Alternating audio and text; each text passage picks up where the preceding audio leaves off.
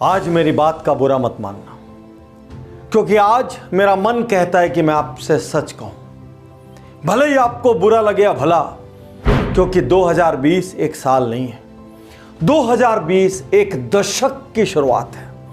और यदि इस दशक में आप कुछ बड़ा करना चाहते हैं, कुछ क्रांतिकारी करना चाहते हैं, वो पाना चाहते हैं जो आपने आज तक नहीं पाया, तो आपको वो करना पड़ेगा जो आपने आज तक नहीं किया, और मुझे वो कहना पड़ेगा जिसको कहने में मैं आज तक हिचकिचाता रहा। साथियों, सालों से योजनाबद्ध तरीके से हमारे दिमाग में कुछ धारणाएं ठोक दी गई। यहां तक कि अपने स्कूल के जमाने में मैं भी उन धारणाओं का शिकार हो गया था और अपने आप को औसत मानने लग गया था।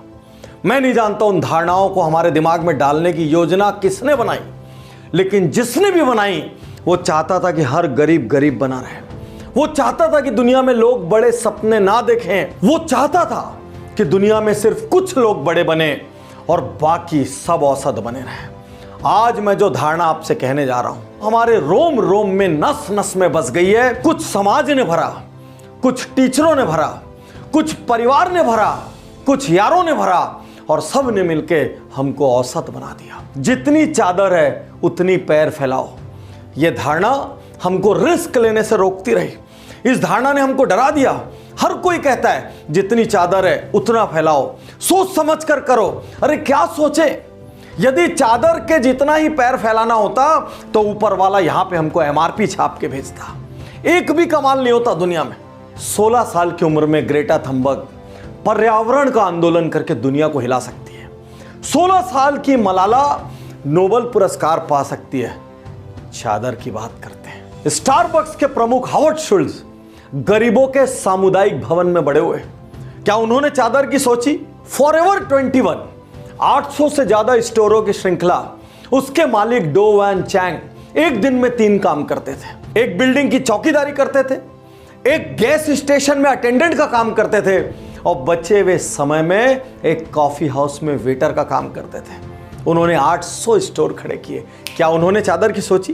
रेबन और ओकली, जिसके हम चश्मे लगाते हैं, उसके फाउंडर लियोनार्डो डेल वेशियो एक गरीब घर में पैदा हुए थे और अनाथ की तरह उन्होंने जिंदगी बसर की। 23 साल की उम्र में पहरी मोल्डिंग की दुकान खोली। क्या उन्होंने चादर की सोची?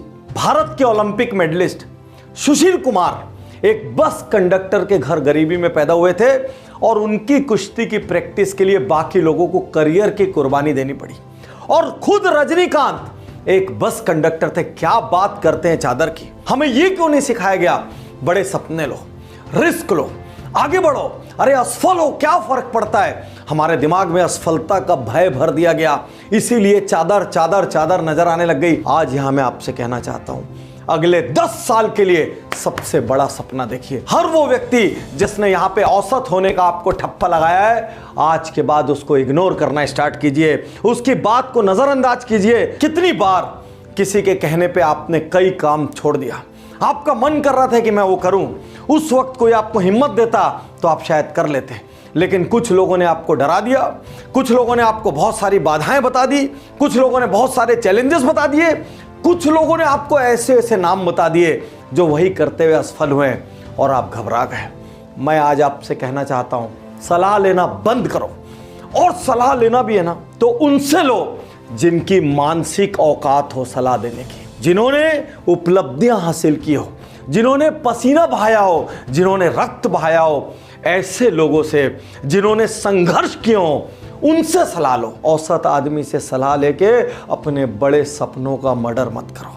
यदि इस दशक में कुछ बड़ा करना है तो यहां ठान लो कि मैं जब भी सुनूंगा किसी अचीवर की सुनूंगा, या उसकी सुनूंगा जिसने जान लगा के ट्राई किया हो। यदि मेरे आसपास ऐसा कोई नहीं होगा, मैं दूर जाके सुनूंगा। यदि तब भी मुझे कोई ना मिले तो मैं ऐसे लोगों को पुस्तकों में पढ़ूंगा। कोई ना मिले, वीडियो में मेरे साथ पूरा पूरा दिन बिता देना, लेकिन इस दशक को औसत लोगों से सलाह मशवरा करके खत्म मत करना। जिनको मेरी बातें बुरी लगी, मैं आपसे माफी चाहता हूं। मेरा इरादा नहीं है आपका दिल दुखाने का, लेकिन मैं जानता हूं बड़े से बड़ा बारूद का ट्रक भी अपने आप फूटने की औकात नहीं रखता। उसको भी बाहर से एक चिंगारी चाहिए होती है।